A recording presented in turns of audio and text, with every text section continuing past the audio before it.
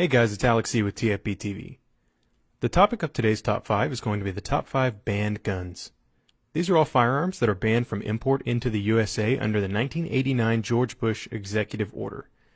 Basically, in 1968, the Gun Control Act established that non-sporting firearms were not suitable for import, and the very strange executive order made it so that if an AR-15 was made here in the USA, it's legal for sale, but one made in, say, Denmark is illegal because reasons?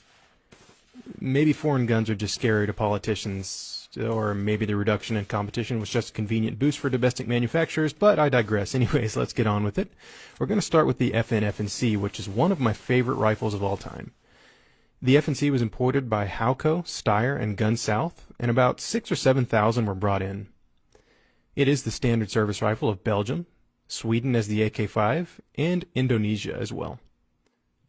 A good amount of them have been legally converted to select fire by either a registered receiver conversion, as done by companies like Fleming, or with the addition of a legally registered auto sear like this example.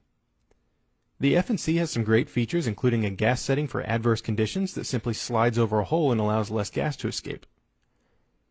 The folding stock is very rigid, and when folded allows for a very nice and compact package that is great for vehicle crewmen.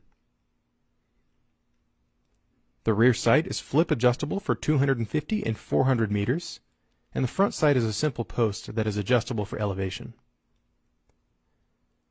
The selector is nice and intuitive and goes from safe to semi to 3-round burst to auto, but this is of course only for select fire models.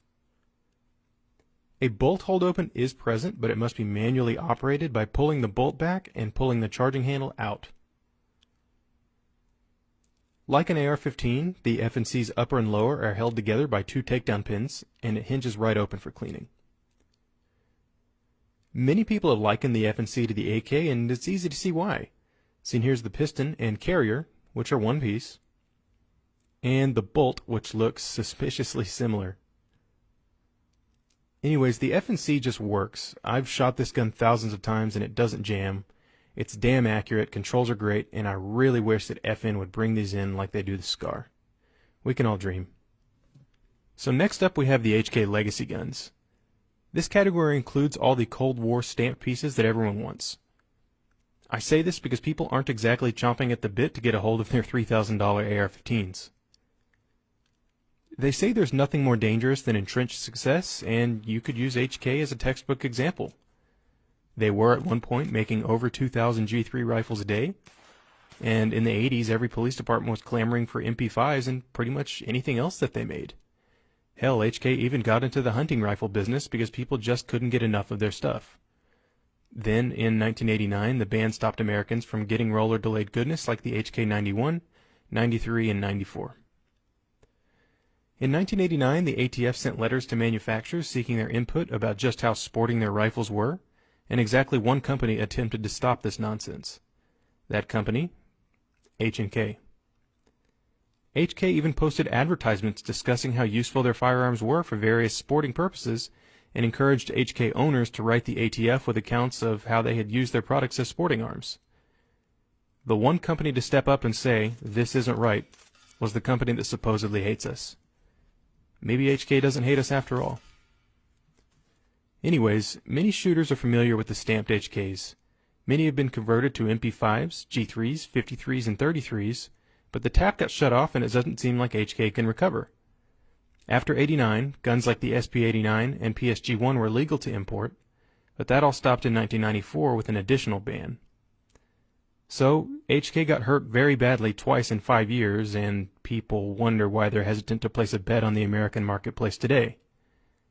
While I can't say I blame them, you look at companies like PTR, POF, and Zenith, and you see that the demand is there. Damn you, 1989 ban. So next up is the Beretta AR-70, the service rifle of the Italian military. The AR-70 was briefly imported into the USA, but I've heard all kinds of rumors regarding its importation, including one that Beretta was hesitant to ship them here. I suppose some proof I have would be that the box says, "Congratulations on the purchase of your new Beretta shotgun," and lists the gauge as .223. It isn't unusual to see something like that, I suppose, but you usually see caliber/gauge. Anyways, the Beretta AR-70 is essentially an Italian SIG 550. Stamped, relatively simple long-stroke piston, and a rotating bolt. Some neat features are present though, including an AR-15-like spring-loaded dust cover, easy-to-remove mags that rock in like an AK, rear-mounted flip sights, a fixed front sight post, and a flash hider / barrel shroud combo that unscrews for grenade launching. The trigger mechanism is very FAL-like with an offset spring.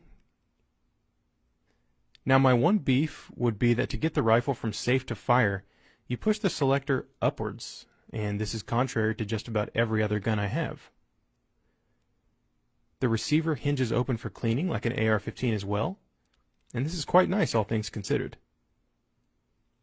It's a shame that this piece is unimportable, but the biggest shame is that it's being replaced by Fish Gun, the new ARX.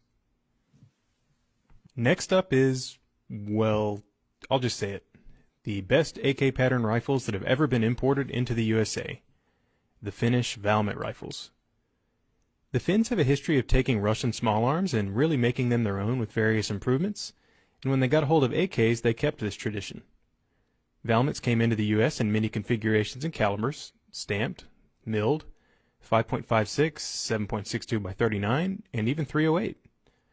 The common variants here in the US are the RK62 derived guns, and this is essentially an RK62-76 with a wooden stock.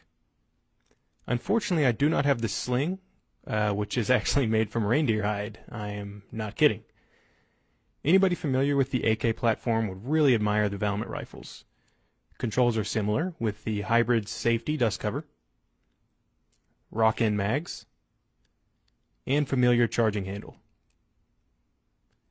Not satisfied with a sight mounted on the barrel a la the 19th century, the Finns rear aperture sighted the Valmets and made it so the latter flips forward for night sights. The front sight is hooded, but also had a flip-up night sight. Disassembly is similar to any other AK, but you notice that the piston has a series of extensions to allow for less slop and a smoother shooting experience.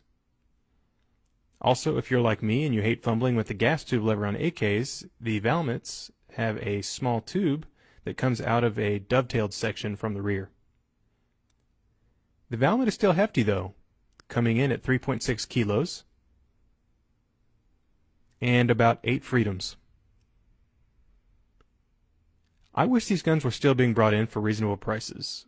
There are plenty of AKs out there today that are truly amazing, but think, if it weren't for the '89 ban, we could have finished guns like these and RK95s. So lastly, we have the Daewoo's. These were cheap when they were for sale in the USA, and people really didn't pay that much attention to them. This model is the K1A1, the civilian version of the Korean military's K1. The Daewoo K1A1 could accurately be called Korea's AR-15. Liberal uses of aluminum, stoner-style pseudo-direct impingement, and controls that are almost identical. They shoot very well and are comfortable to carry, and I figure if they're good enough to point at the minions of a certain peninsula-based dictator, they're probably good enough for anything I'm going to do with them. The Daewoo K1A1s feature a magazine release accessed by your pointer, a right side charging handle, a thumb actuated safety, and a familiar ping pong paddle bolt release. The collapsible stock has 3 positions, but I'm not too crazy about it. It isn't flimsy, but the metal tines heat up like crazy and your cheek will not thank you for that. The rear sight is almost identical to an M16A1's, and the front sight post is similar as well. The rear sight is also flip adjustable. The receiver pivots open like an AR-18, and you can remove the recoil springs, guide rods, and bolt group.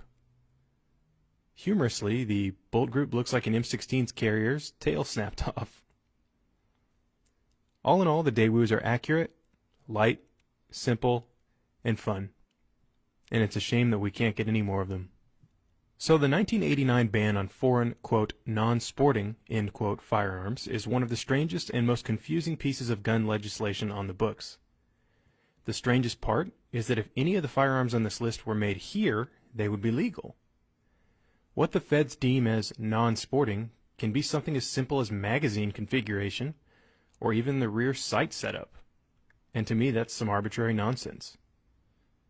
Anyways, thanks for watching our new video.